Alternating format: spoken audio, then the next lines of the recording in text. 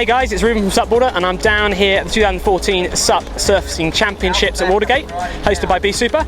And the conditions today have been pretty full on and onshore and mushy, so we've taken the advantage to have a look at the few boards that are on market today and here by the different brands and different people. So check it out and see what you think. Oh, Joe Thwaites from Loco SUP, and he's got two of his boards here today. He's got an 8.2 and an 8.9, and Joe's going to talk about the boards and what they are. Okay, thanks for speaking to us today anyway. Good to see you guys down here. Thank you. Yeah, these are our new line of competition pro boards. We've been in development for about the last year. As you'll appreciate, you kind of get the initial prototypes, you test them, make a few tweaks, and then we've ended up with a range that we're pretty happy with now. Yeah, cool. They're available in a range of sizes, as you mentioned. The 8.9 is for the bigger, fuller figured guy like myself, 100 kilos. The 85 litre, your 8.2. We've got a 7.9 at 91 litres, and then we've got a really small 7.2 for the lightweights, the kids and the ladies, And what's the, is this the sort of coarser size, or is it more the 8.2s that you find the average all-round paddler? I'd say your average surfer's probably going to like the 8.2. Yeah. Your bigger guy's going to like the 8.9. Your ladies and your lighter guys are going to like the 7.9. Anyone super light is going to be on the 7.2. 7.2. Yeah. And I've just always admired the Loco finish because it's such a trademark sort of brushed carbon look. I mean, is that something that you're sort of grabbing hold of and keeping all your boards looking like that? Yeah, I mean, the feedback's been tremendous on the brushed carbon look. People like them. Obviously, we've got an array of house colours in the palette. We've got the blue, we've got the orange, we've got like a really striking lime green, and there's also a new purple as well. Yeah. We're offering all those in the brushed carbon finish. We do them in the short SUPs as well as the pro line. And this on the 8.2 with like the carbon rails and the bold colour in the middle, that's a new look for us, but we quite like it. I like again, the carbon rails. All the house palette of colours, the orange, the green, the purple and the blue are going to be available with a white pin line. So again, it's a good looking stick.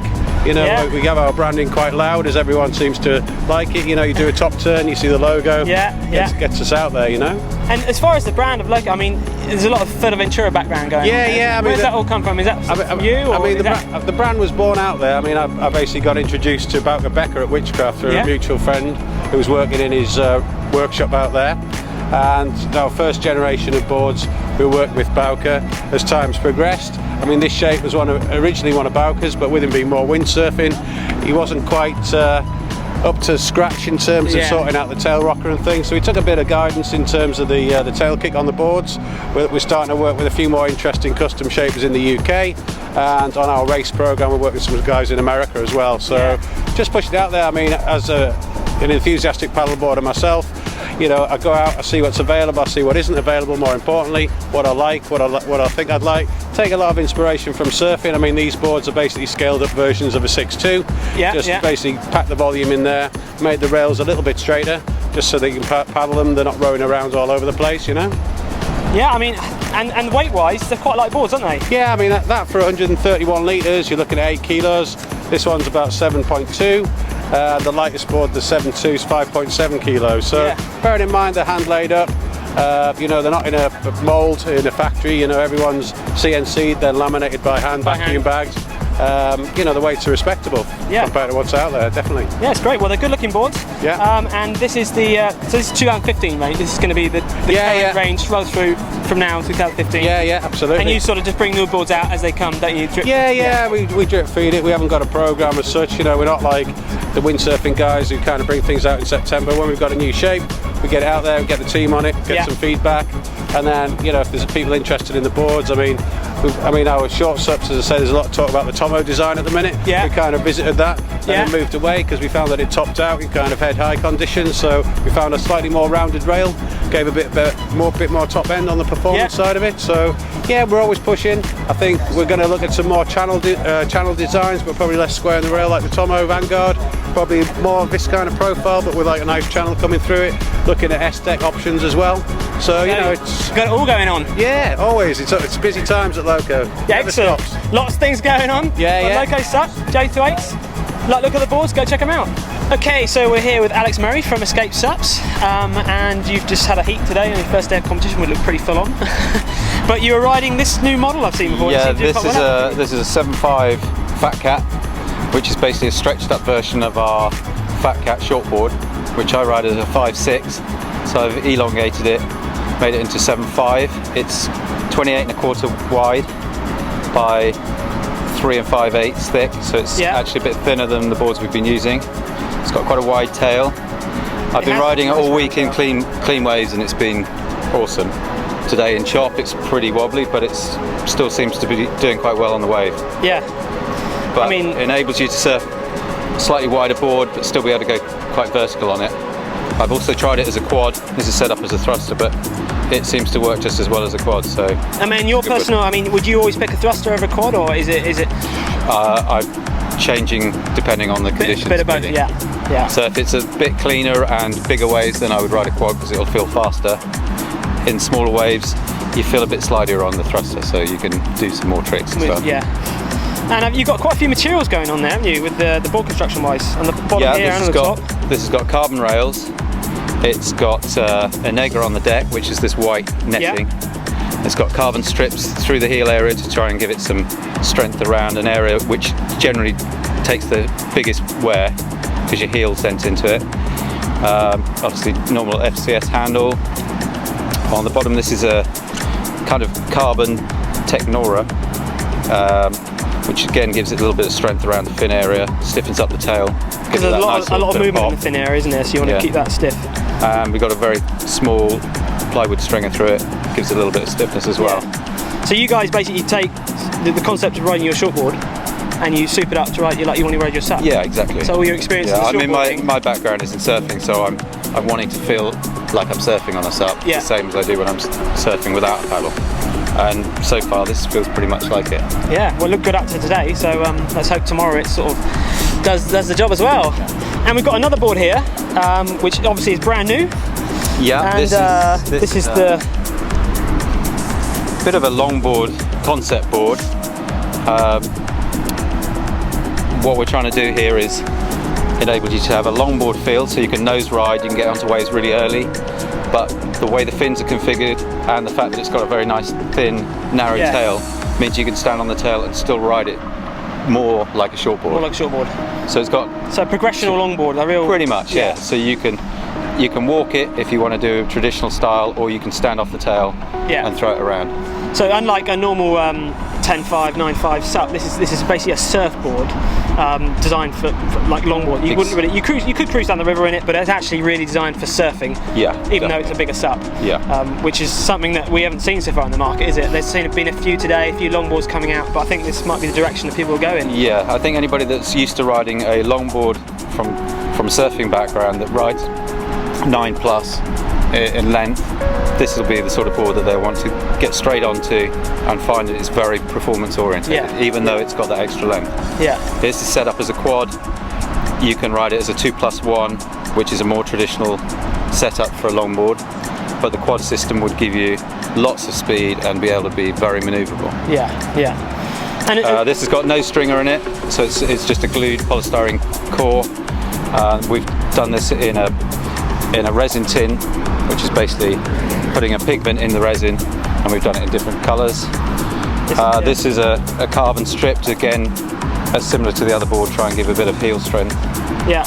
Regular handle. Most people would ride this with a deck pad and waxed up for that same surfboard feeling. Yeah. I think guys are starting to come away from riding as a full pad. Yeah. Which you keep cleaner, but if you're coming from a surfing background, you want that same feel. Yeah. It seems to be a very this year there's more people on wax. Yeah. More people are riding without pads. So you don't feel so high up in the water as well. If you're going down to a board which, as this obviously is thinner than the traditional board of this length, you want that feeling where you're low centre of gravity, you can really able to pivot the board around. And also sometimes I find with deck pads, obviously they interfere with the rails quite a lot, don't they? Yeah. If you've got a deck pad that's coming right over, obviously that is going to affect some of the rail and the shape of the board. But and how do you feel that the SUP, obviously it's changed so much in the last couple of years, especially with the shortboard development, like you've got guys like Guy Lenny and Mo Freitas, they're on tiny boards. I mean, where do you think personally it will go with the size of the board? Personally for me, my age, the waves that I ride generally, I don't want to go as narrow and as small as the guys that are teenagers from Hawaii, because I'm not going to be able to do so well. But I think the shortboard has got to a point where we don't want to go too much shorter, because you limit yourself to the advantages of riding a SUP, in that you can be out further out, catch Yeah. waves earlier, catch more waves. If you're riding too small a board, you limit your waves because you're in where the shortboarders take off. But then if the fitness level's high, I suppose. If you're competing and you're in the water a lot, then of course you can go smaller and thinner, and then there are those advantages once you're on the wave. Yeah. But the development, and like with you guys pushing the sport forward and other brands as well, is you're making bigger boards that are turning like smaller shortboards now, aren't you? Yeah. I mean, like you said, this is souped up shortboard style, a surfboard, a bigger version of that, and it's now turning way different than a board was 3 years ago. So it's a big change, isn't it, in the direction? And we're constantly pushing it to try and do things that nobody else is doing. And the advantage, because we're a custom manufacturer, we aren't stuck with a model. We do have models, but we're not stuck for it for the year. We can chop and change in a matter of weeks. Yeah. For instance, this board has just come out. It's been through the factory in less than 2 weeks. Yeah.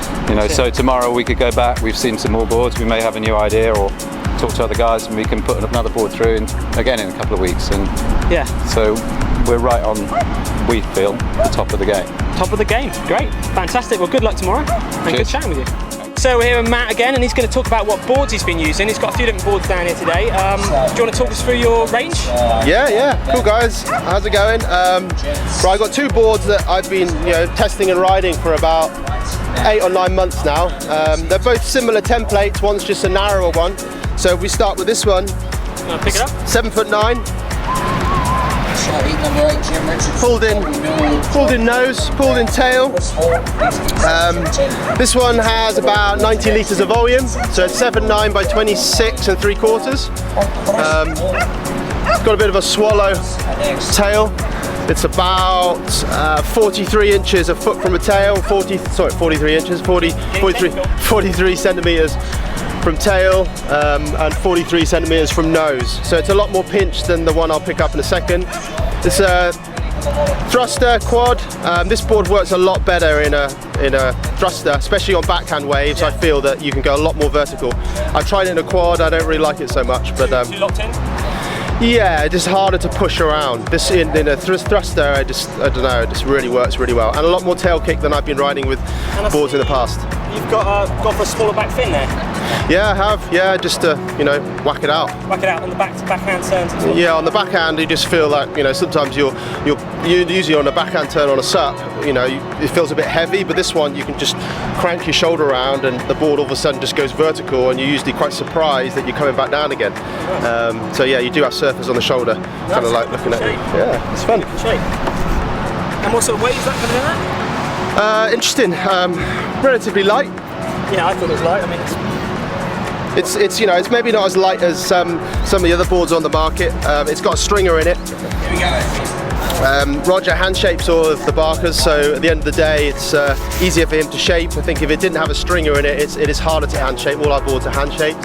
Obviously the boards that are being made on CNC machines, you don't really need a stringer in it. Maybe a tail stringer and a nose stringer to clamp it in the machine, but it gives it a nice flex.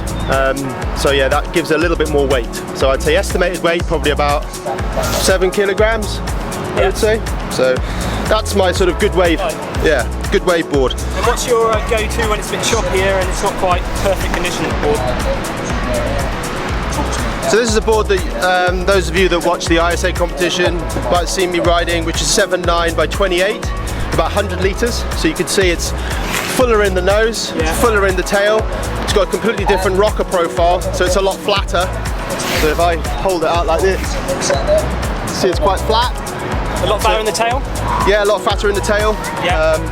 This board works, because it's fatter in the tail, works better in a quad, and it's got a channel running through the back, which gives you a lot of drive, and again lots of vertical projection for a board that's got width in the tail. I prefer this board in a quad setup.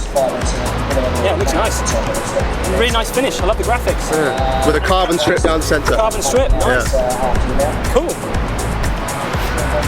So yeah, we've just been messing around with different materials. So this one's got a Negra carbon weave in it over the deck standing area. Stiffens up a little bit. We've now started to use S-glass, like everyone else seems to be using. And both of these boards have carbon patches in the tail. Ruben, we were talking about this earlier, how if you are performance surfing and you're pushing really hard on your heel, that the tails can start to take a little bit of a beating. Let's show that, bring that up here. So it's actually here. So you can't really see it, it's under the deck pad, but I think most of your board, the escape boards, they have them, and JP's probably putting them in as well. You can see the Enegra. We haven't gone for carbon. This is it's a carbon derivative Enegra. You can see it white set up against the unidirectional carbon, which we've got a patch of in the tail, which just stiffens up the tail a little bit. But yeah, this board's working well.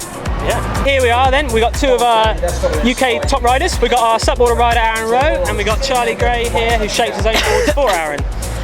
So first of all, Aaron, let's have a look at your nice new pink one. What's it like on the water? Oh yeah, I used it for the first time today and it went really well. Especially for the first time I ever stood in it, it went perfect. And what volume is that? 70 litres. 70 litres, and the conditions out there are not nice. Yeah, and I managed to stand up our back on it. Yeah? So it's all good. Okay, first of all, let's just talk about the weight of this board is unbelievable. So I better talk to Charlie about that, because I don't think Aaron really knows what goes behind inside this board. How do you get them so light, Charlie? Well, they're all handmade, hand laid up, so you've got full control over what's going into the boards. It's a combination of the right glass, using the right amounts in the right places, and then just watching the amount of resin that you use, and just really looking at the detail. Like looking at detail, see what you can cut down on, see what you need more on. Yeah, exactly, that's cool sort of stuff. So yeah, we've got a pretty lightweight glass job on this one for Aaron for his competition boards, and then with the carbon stringer down the centre, just gives it a little bit more pop and snap off the top of the wave. So yeah, it's the first time out on it. It comes in at 3.9 kilos. So that's nearly as heavy as Aaron. So it's not bad. Yeah. So it's a little bit more of a shortboard template on this one. Very, very narrow and pulled in tail, so really snaps around nicely. Slightly longer than a couple of his other boards, but in the bigger waves it just gives you a little bit more direction and hold down the line. So yeah. So this is like the real performance sort of end of the sport, really trying to push it, bust for airs and all that sort of stuff. Yeah, there's the sport's going in loads of different directions. It's also new. The boards are evolving every day. This one, as I say, is more of a traditional style shape, but then we're playing around with other things as well, which could possibly take over from the more traditional looking boards. So it's a really exciting time, isn't it? There's so much different directions it can go in, longer, shorter, thinner. Yeah. And this board as well, I mean, what's the width of this board? Because Aaron got it under his arm. This is only 24 wide, so yeah, it's incredibly narrow. You really notice a difference when you can get down onto the narrower boards. The speed that they come around the corners is unbelievable. They snap so quickly, and if you've ever been on a short board, you're close. You're pretty close on chalk and cheese to a wide board. Oh yeah, definitely. Like you can't even come close on something like, even 26, 27 wide is pretty fat nowadays. Okay, cool. And what's the other board you got here? It's totally different shape. Totally design. What's the concept and what's the background behind that? So this is the fish that I've been playing with and developing over the last 2 years. I ride them a lot myself. They're essentially wide tail, wide nose, so it gives you a lot of stability for the size of the board. This is 7.4 by 28, and I'm 6'2", so it's relatively small. And apart from on a day like today, this is pretty much my biggest board. The wide tail gives you a lot of speed on the takeoff, and it will get you into the waves real quick. So especially on the south coast where I surf a lot, it allows you to get around the foamy, mushy stuff and get onto the face, and the speed allows you to do more turns and everything. And what sort of fin setup? Because that's different as well on this sort of board. Have you got a quad? Yeah, we've got a quad on this. I'm using the lockbox fin system, which allows you some play. You've got some adjustability there, which is nice to be able to do. Quite an upright trailer and more of a sweatback one in the front. Essentially is kind of like riding an old school twin fin. It's a very similar template if you put them together, but it gives you a lot of drive out the bottom, but also a lot of snap and very loose, especially on the weak waves. So do you think a board like this could be better for the intermediate surfer that wants something maybe slightly scaled up version of that? Yeah, they're as I say, for their size, they're super stable. So yeah, if you want a little bit of stability but want to go short, then they're a great place to start. And as I say, especially on the south coast, you know, in the mushy waves, in the slow waves, and in the smaller waves, the performance is ridiculous compared to, you know, some of these more pulled-in designs. Yeah. Cool. Well, I think they look pretty amazing designs. So that's Charlie Gray paddle boards. We've got Aaron and Charlie, two totally different board shapes, but very different in different conditions. High performance, super traditional shortboard style surfing. More sort of all-round, sort of shorter quad fin. You've got to have a go on it, basically. This is the sort of shape board that you've got to have a try before you sort of decide, oh, I don't like that, I do like that. Totally different sort of style to this sort of thing. But it will open up a lot more availability to riders and to get more high performance out of certain size waves. Yeah, as you say, yeah, give them a go. Just hit me up and give us a shout down the beach and take them out for a play. You're more than welcome. With Ian Phillips from Jimmy Lewis, UK and Ireland, and we've got two of his models here. And so, do you want to talk about these ones then? What have we got here? Well, what we've got now, two brand new models, the Worldwide SUP and the SUPtech. SUPtech, as you can clearly see, it's got no deck pad, just kick pad. It's a wax board, obviously wax it up. It's a lot thinner than quite a lot of boards you'll find. Obviously, volume-wise, a lot lower. Extremely sharp rails, pretty thin tail here. Comes in quad or tri sort of setup. It's extremely quick, and because it's so light, even with a bigger rider like me, 13.5 stone, I can ride this 105 litre model, or I can ride the one down, which is about 95 litres. Yes, it's small for your weight. Small for my weight, you know, especially when it gets like this. Today I took this one out, and yet it's a bit iffy an area out there because it's so low volume on the rails. But to be honest, it's not for that. It's when it cleans up and we've got better conditions. That's when this thing's going to really work. I've got lads down in Gwydion using this on some serious conditions at the moment, putting it through its paces basically, because it hasn't been in the UK very long. It's been, you know, designed and working in Maui, California, where it's sort of obviously from. These basically you just got to get out of the bags, haven't you? These are brand new. They're brand new. They're totally brand new. This one's first time I've ridden it today. So this was a baptism of fire. I haven't even stood on this thing before today, so this was all new.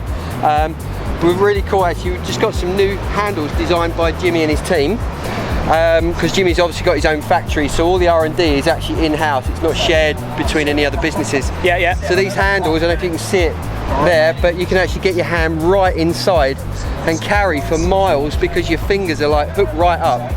So I mean, it makes for a really nice comfy carry position. The board's well balanced when you're carrying it. You've got the honeycomb fins, which are super light, and to some lads it will make a difference, but these are extremely light fins. They've got a nice bit of flex in them. And then obviously the GoPro mount on the front. Seriously important to some people that have got those egos that never stop going, and you need to film yourself wherever you're surfing, so you've got your GoPro mount. It's always good for the profile shot. Absolutely. Facebook. You need the selfie, innit? Yeah, Surf selfie. Other social media is available. If we look at the Worldwide, this is a little bit more designed for lesser than perfect conditions. It's in a wider sort of profile, you know, width to start with. This one's what, 28.5, 29 wide.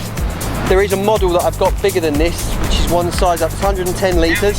This is actually my spot on board for my weight. Perfect. I love this board, and it's what, 8'1".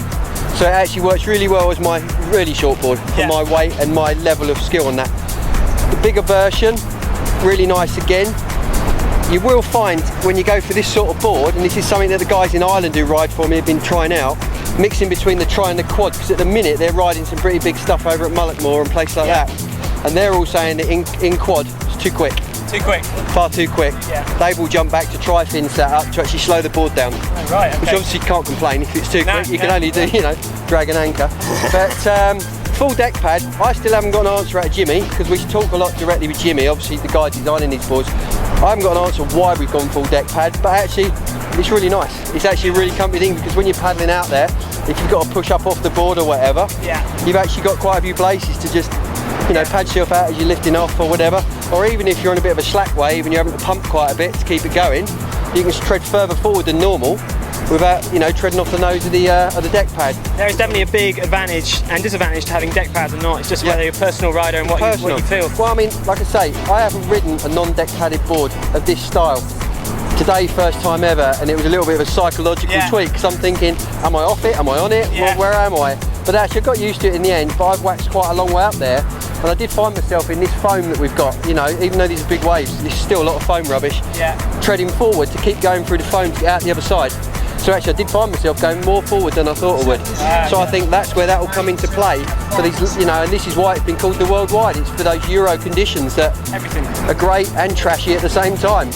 So yeah, I think they're fantastic. I mean, the thing about the Jimmy Lewis stuff is you always notice the finish is absolutely fantastic, and the graphics and everything looks great. And you actually fit all. Oh yeah, the rail tape. Rail tape.